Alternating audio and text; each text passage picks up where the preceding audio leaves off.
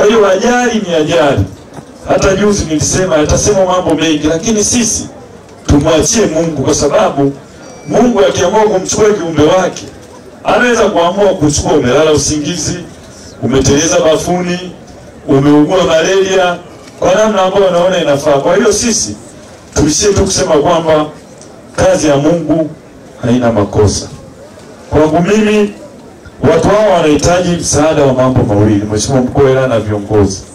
Kwanza msaada wa maombi na faraja kama nilivyosema kwa wafiwa na wale wa majeruhi wetu. Lakini pia msaada wa support kama jamii. Watu hao wanatoka kwenye familia hizi za kikwetu, familia ambazo ni za kawaida. Kwa hiyo tunashukuru kwa hizo rambirambi, na mimi kwa ofisi yangu, kutokana na hali ilivyokuwa siku ile, pamoja na kwa mtatoa taarifa, tuliona kila msiba walau tupeleke mchele kilo 50 na shilingi 200 ziweze kusaidia wakati wa msiba. Lakini kwa kuwa familia hizi kama nilivyosema ni zenye uhitaji na bado watakuwa na uhitaji, mimi ofisi yangu ya mbunge tutakabidhi mwenyekiti wa serikali ya mtaa kama tulivyofanya juzi, shilingi 300 kwa kila familia, kwa ajili baada ya msiba wanavokaa wanavyojipanga wawe na walau pa kuanzia. Na mimi natoa wito kwa mwingine wote, Mnyamarage, Mnyagade kama Sebele, Mnyause, tusaidie hizi familia. Lakini pia tusisahau kumwombea hata ule dereva aliyekuwa kwenye ile ambulance. Taarifa nilizonazo ndugu viongozi na wananchi, usiku ule alikuwa amefanya kazi kwenda hospitali ya Iringa mara 3 kupeleka wagonjwa. Na muda ule kwa taarifa nilizopata alikuwa mpigiwa simu aje tena kupeleka mgonjwa mwingine. Kwaona yeye kama binadamu ambaye ajali imetokea na watu wamepoteza maisha, kisaikolojia na yeye ni mtu anatakiwa kuombewa faraja. Baada ya kusema haya, na washukuru wote wana Mafinga, wana Kinyanambo, wana Upendo, tuendelee kushirikiana. Na shukuru tena serikali ya mtaa, viongozi na wananchi kwa ujumla ambao mmewakimbilia wenzetu. Tuendelee kukumbatiana katika namna hii, Mungu naye atathibitika katikati yetu. Kusisitiza na kutoa msisitizo, jamani, tupande kwenye vyombo vilivyowekwa kwa usalama wetu. Kwa sababu ukijaribu kuangalia, guta sio kwa ajili ya kubeba watu, lakini tumebeba na tukabeba zaidi. Ni waombe jamani, tunapoenda kutafuta, tutafute tukiangalia usalama wetu.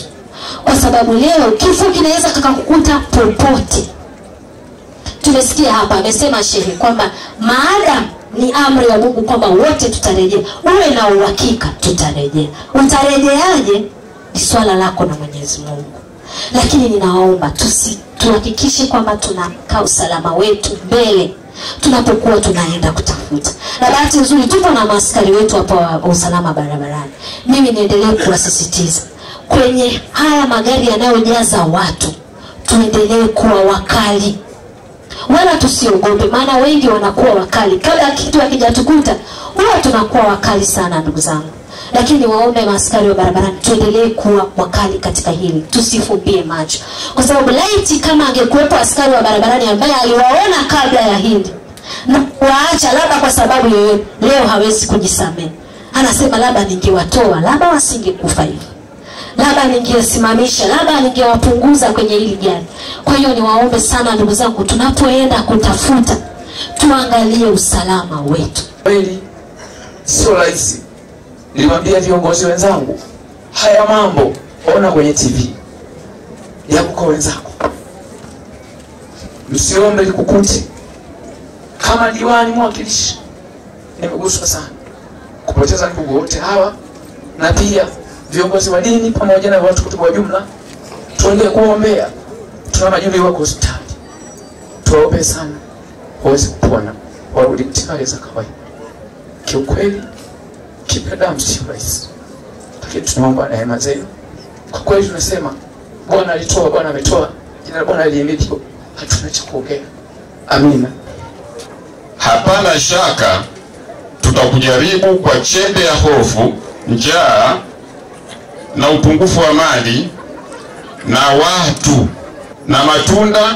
Haya inaendelea, anasema na wabashirie wale wanaosubiri. Hawa ndugu zetu wametangulia mbele ya haki, tunaosubiri ni sisi, wale ambao ukiwasibu msiba kama huu uliotokea, wanachotakiwa wakiseme, hakika sisi ni wa Mwenyezi Mungu na kwake yeye hakika tutarejea. Hakika sisi ni wa Mwenyezi Mungu na kwake yeye hakika tutarejea. Wanatamka hayo baada ya hili kutokea, upungufu wa watu.